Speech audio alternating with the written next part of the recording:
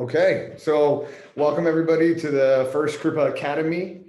Today we're going to talk about mindset and books. Like I said, we'll go through this thing. Just please hold all your questions to the end. I'm going to open it up for about 10 minutes at the end here for questions. Okay, so these are, I think, some really great books that everybody should read if you haven't, especially if you're a new investor or kind of getting started in investing. All this is going to be available, these slides afterwards, and we're going to record this, so don't feel the need to write all this down. But kind of first and foremost here, kind of the book that kicked it off for a lot of people, Rich Dad Poor Dad by Robert Kiyosaki. And then one of his follow-up books, Cash Flow Quadrants, which I think is really phenomenal. It talks about the difference between being like an employee, owning your own business where you kind of are an employee in your own business, actually being a business owner where you have people working for you and making money, and then being an investor. So it just kind of helps give a breakdown of kind of what are the different, the pros and cons of both, kind of how you want to get to being an investor or kind of running a business if that's your thing. And that's what a lot of us are after, right? Like passive assets or assets that create passive income, right? And that true investor status. The One Thing by Gary Keller, which really does focus in on like that 80-20 rule, which is setting aside 3 to 4 hours a day to really focus whatever it is on, or for you in your business, at work, whatever you're doing that earns you 80% of like your profits or gives you your biggest return. It's a really phenomenal book to kind of help like mindset, help you focus on, if you're looking at kind of way ahead. The E-Myth Revisited, this is for anyone that wants to be an entrepreneur. This is a great starting point by Michael Gerber. Really phenomenal book on kind of like what does an entrepreneur look like? What are the things that you want to do to kind of start and build a successful business, whether that's you want to sell that business one day, you want to, just grow that business, whatever. It's a really great overview of how to start and run a business. The book on flipping houses and the book on estimating rehab costs he goes by Jay Scott, but his full name is Jason Scott. So that's all about flipping. That's kind of like the Bible, those two books, if you really want to get started in flipping. Traction by Gino Wickman. This is if you have a business and you're looking to kind of systematize it. And that could be even if you're as an agent, whatever you're kind of doing on the own, whether it's like your own Etsy thing, doesn't matter. If you have something that you're working on and you want to have like a really good rundown, a step-by-step process to build out that business, systematize that business, create goals, kind of help bring everybody in the team and build that business up. Traction by Gino Wickman's phenomenal. He's got some other really great books out about like becoming an entrepreneur. What are like the traits of those? He's got this little online assessment app thing. If you think, hey, I might be a great entrepreneur, you can go, it's like 20 questions you can answer it. It'll give you a rating score on whether you are an entrepreneur or whether you're not, because he's found there's 5 traits that all successful entrepreneurs have. Miracle Morning by Hal Elrod. I just am a firm believer everyone should have some kind of morning routine. You don't have to use this one. Hal kind of, preaches that, hey, like, let's get up at like, 4:30 in the morning and get our day going and only sleep 6 hours and whatnot. But having a morning routine for me has made a huge difference. I always feel much more energized. I have a much better day when I get up and I follow my routine and I do it. So if you haven't ever read Miracle Morning, his story is phenomenal. It's really cool. Just kind of what happened to Hal after like a car accident and like where he's come from and whatnot. He was basically like paralyzed from the waist down for a couple of years. So really phenomenal book if you haven't read that. Next, one of my favorite all-time authors, Brene Brown, Daring Greatly. She's had a ton of books that she's put out. Dare to Lead is her newest one. I'm in the middle. I just actually finished that. Anything by Brene is fantastic. She talks all about vulnerability and shame. And I bring this up because there's so many of us that are kind of afraid to go out on our own and try new things because we're not sure if we're going to get judged or someone's going to mock us, or, we were told things as a child or when we were earlier, or somebody, a parent, a coach, a friend, somebody said something to you, that has kind of thrown you off. And so she really helps kind of get into and break down that mindset of a lot of the reasons why what we do all go back to either shame or vulnerability or not being vulnerable with people, right? So if you haven't ever got into Brene Brown, her TED Talk's phenomenal. Her Houston TED Talk, she's done 2. Start with her first TED Talk. That's great. If you want to read any of her books, get out there. If you're interested in doing property management or you have your own rental properties and you really want to know how to do a great job of it and have systems in place and run it like a business, the book on managing rental properties by Brandon Turner is fantastic. That's actually how we got started. We've learned a lot more since then. And doing the property management business. But that is a really, really great starting point. And then finally, just for some basics on wealth and budgeting and whatnot, The Richest Man in Babylon, there's nothing in here that's earth shattering, right? Hey, save a little bit, have a budget, use your savings to invest in, live below your means, etc. Right? So, but it's a classic. It's from like 1926. You just can't go wrong with it, by George S. Clason. Okay, so mindset. And I do want to spend a little more time on this. I'll try to get through these quickly, but I really think this is the difference between most successful people that want to strike out and be an investor, and most people that, hey, just want to, or they only do it one time and then kind of back away, right? So it's that growth mindset versus that fixed mindset.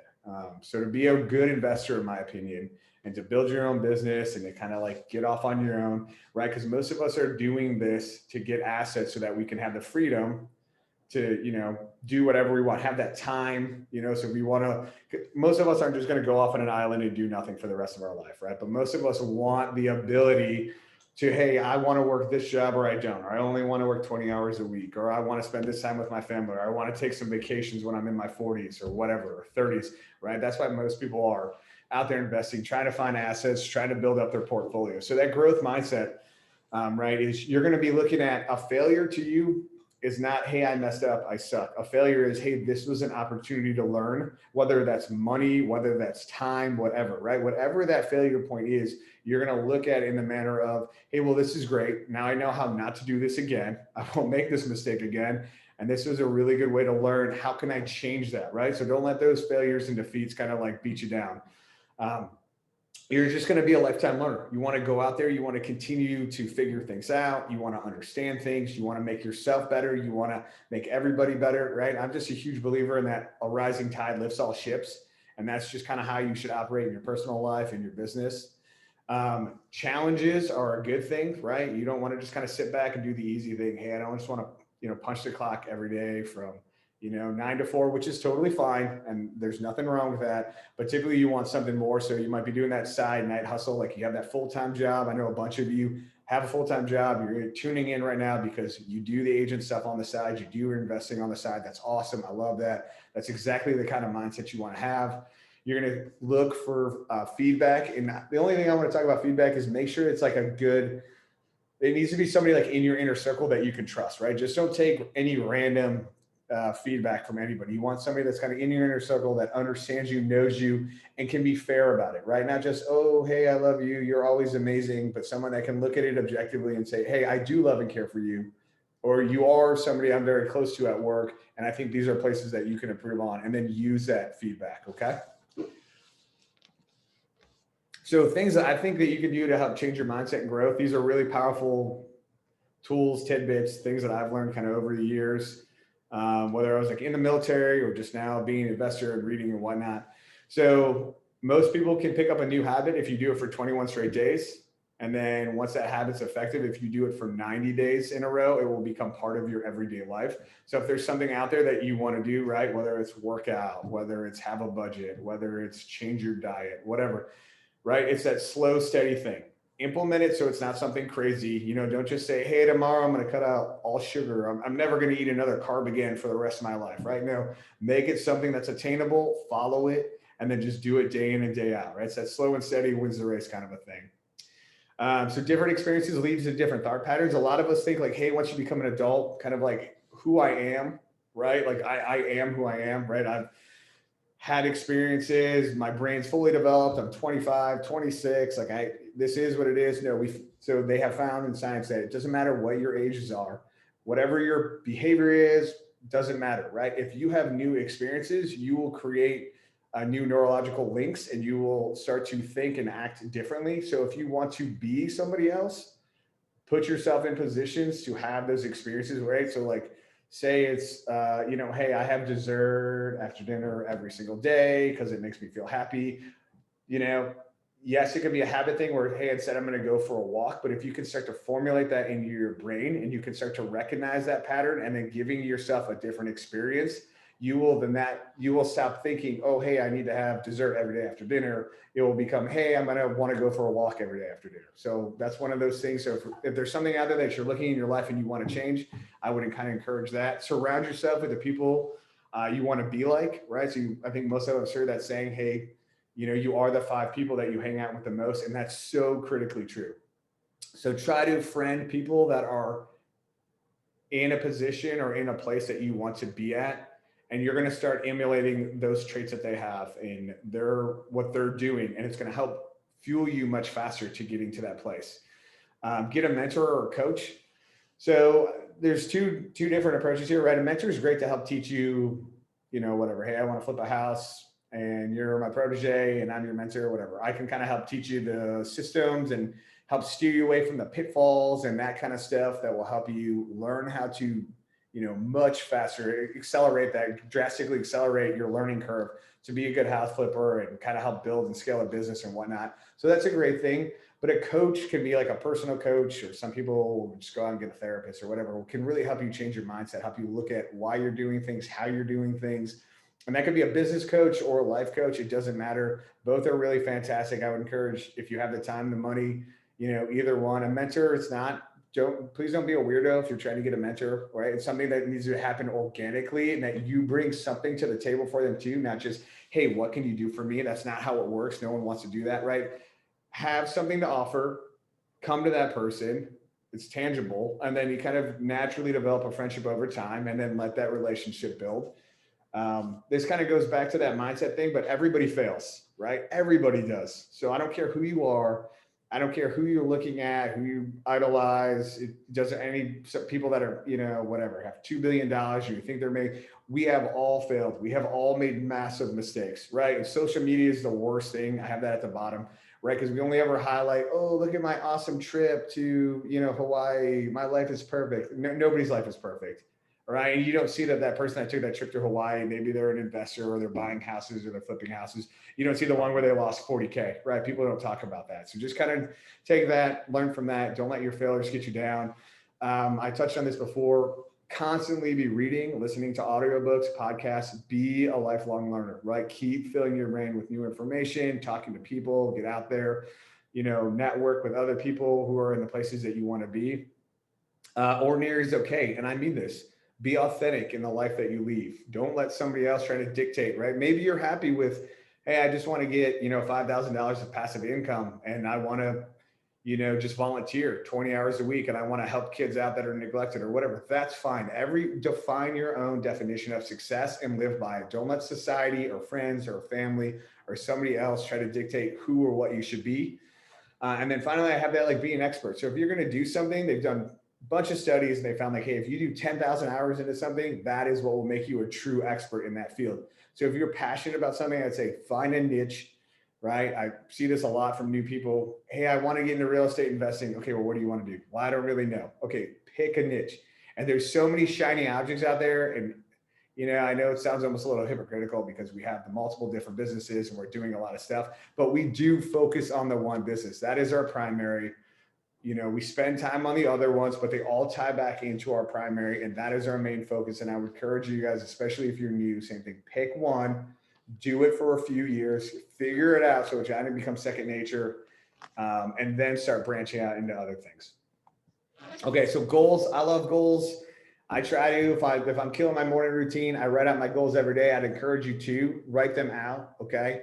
And then make a plan of action for them. We were just doing this for our own business here, right? We set our 2021 goals. We just had our meeting over it. So we're going to start now. That gives us, 2.5 months to implement how we're going to launch, and get to our 2021 goals. We're going to go over them every week. We have a plan of action to go through every quarter, right? Then every month, and then every week we're looking at them. Hey, are we on glide path to meet those objectives that will get us to our quarterly goals, which will get us to our yearly goal? And we're putting in all the systems and the people and everything we need to do now. We're laying that groundwork right now in the next 2.5 months so that when we kick off 2021, we're there, right? So I like to have a year goal, and then I like to have a 3 or a 5. Some people have 10. If you want to do that, great. I think that's a little far out there. I think life changes a lot. I kind of let God do his thing at 10-year mark, but I'm a firm believer in having some near-term goals and then having some longer-term goals. Make them big and scary. Don't, if you're going to make a goal and somebody looks at it, you kind of almost want them to be like, dude, really? You think you can knock all that out? Like Well, I'm not sure I can, but I'm going to try for it, right? And that's what you want. Stretch yourself. If you're going to make a goal, stretch yourself. And who cares? Small goals are just as hard to knock out as a big goal, right? So it doesn't matter if you're an agent and you're like, hey, I want to sell $5 million next year in houses. That's tough. That's really tough. So you might as well try to go for 10. And then that's going to force you to come up with the systems and the people and the whatnot to make that 10 million happen.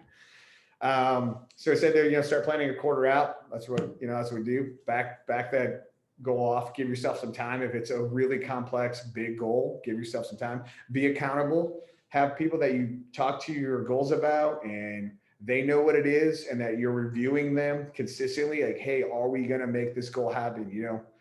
Can we actually make this become reality? Define them, right? So like I said, for us here in our work, like, we broke them down. What does that mean exactly? It's not just, hey, I want to grow the brokerage. It's how many agents do we want to have? What do we want compliance to look like? What do we want marketing and advertisement to look like? How do we get those? What do we need? Whatever. And then everyone's path is different. So find your own way. And it's true. Again, like, don't just copy somebody else's goal because like you idolize them, you look up to them. Make your own, make it fit, and make it something that you want your life to be.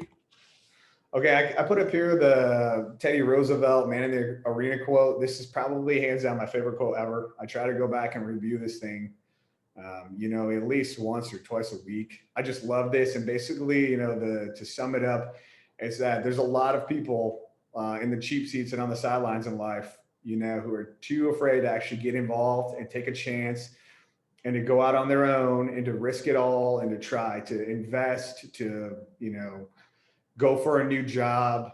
It can be something personal, relationship wise, doesn't matter, right? Those people don't count.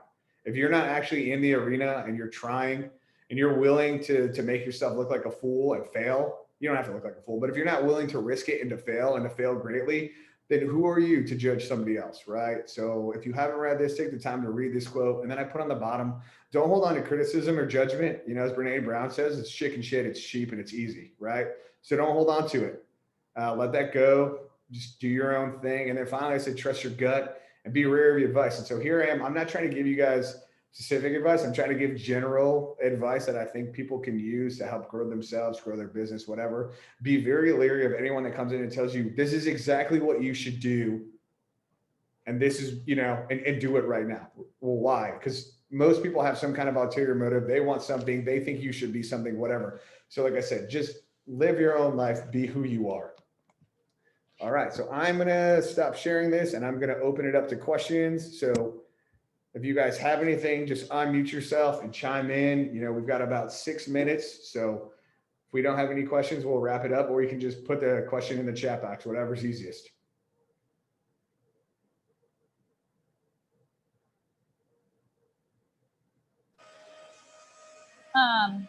For the books, do you just like get them on Amazon, or are they all like digital books?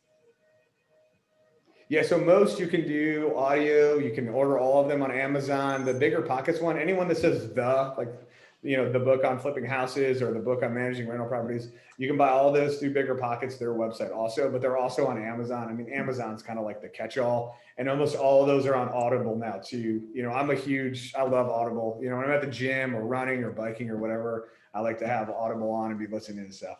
So great question, Chelsea.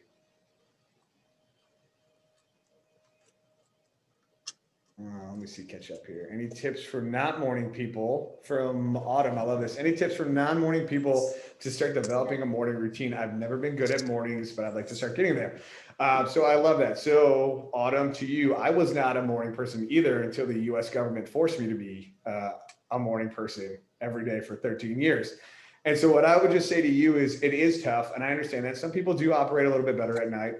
I think it is true. Like the old, saying like early to bed, early to rise makes a person healthy, wealthy, and wise. I think it's true. I really do. So start whatever it is. If you're going to bed at midnight every night, try to just start backing it off by 15 minutes, trying to set a realistic time to wake yourself up. The best thing to do is get out of bed, wash your face, brush your teeth right away. Don't sit there. Don't hit the snooze button.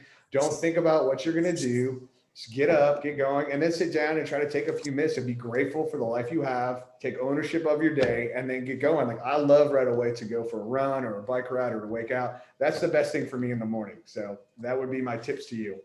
Oh, and then Michelle threw in there, that's such a great point. Thriftbooks.com, Chelsea, for books. You can get books for literally a fraction of the cost of buying them brand new, and you get some in really great condition. So excellent point, Michelle. Are you going to send all that, like those in like whatever you send with this video, all that information, like that website Michelle just mentioned? Yeah, it's in the chat box, okay. and we can send it out to you, but yeah, it's pretty easy. Yep. So great comment. Does anybody else have any other comments or anything else they want to throw in here? I think it was a good first little meeting. Yeah, I do. Okay, go ahead. I think it was amazing. And just all the stuff that you said, you know, the book suggestions. And really, if anybody hasn't started following Brene Brown, you need to. She will blow your mind. She has a great podcast that you can listen to anytime called Unlocking Us. And it starts right about the time that COVID starts. That was like her first podcast. But like Dan said, her YouTubes, just everything. She really kind of just helps you do the things that Dan was talking about. So thank you, Dan. It was awesome. Really appreciate it. Thanks, Elena. That's awesome. Michelle just chimed in. Great point. On Netflix, there's Call to Courage by Brene Brown. So thank you for that. And then Allison had a great point. She said, Hal Elrod Savers. That's another great book. Thank you for mentioning that, Allison. Some really great tips on some life stuff and getting to bed early. But yeah, there you go, Autumn. Maybe you need to link up with Allison. She said she used to be a nighttime person and now she's trying to do the early morning thing. So awesome. Okay, we just got about a minute or two before we're out of time. So any final questions anybody has? You want to throw in the chat box or? Hey, Dan. Yeah. I had a question about when you're starting out as a real estate agent and you're setting your goals. I was just trying to kind of figure out for me what those measurable goals look like. Can you just share like what some of those measurable goals were for you starting out? Yeah, so my story is a little bit different, John, because I was using my license for our flipping business. So I just kind of recently started working with a lot of clients. We've crushed a lot of client deals here. So I would say for you, what's realistic is if you do 12 deals in your first year, that's huge. Right? Especially with you working a full-time job. So, kind of take that for what it's worth. But you're gonna need a seasoned agent to kind of help you. Hey, John, I'm gonna mute you. You got some really bad feedback here. So anyways, yeah, link up with like a seasoned agent. You're gonna need some help on that. You're gonna need some guidance. That's what we're here for. Happy to help. Happy to give you some pointers. It's a great question. I think a lot of time people have these. You see the people on Facebook posting, "Hey, I just did. I've done $20 million so far this year." Like that's crazy. Okay, you don't need to do that right now. You're in the beginning learning stage. You just want to start getting deals underneath your belt and understanding the process. Okay. So awesome question. And I'm happy to talk with you about that offline. Does anybody else have anything here before we wrap up? No? Okay, awesome. I just want to thank everybody for tuning in for Krupa Academy. We're going to do it again next week, same time. I hope to see you guys there. Like I said, we already published like what the next 10 are going to be, but we'll send out a reminder every week of, hey, these are the upcoming topics. This is what we're going to do. So thanks for tuning in, guys. Thank you for all the awesome questions, and hope you guys have a safe and happy weekend. Take care.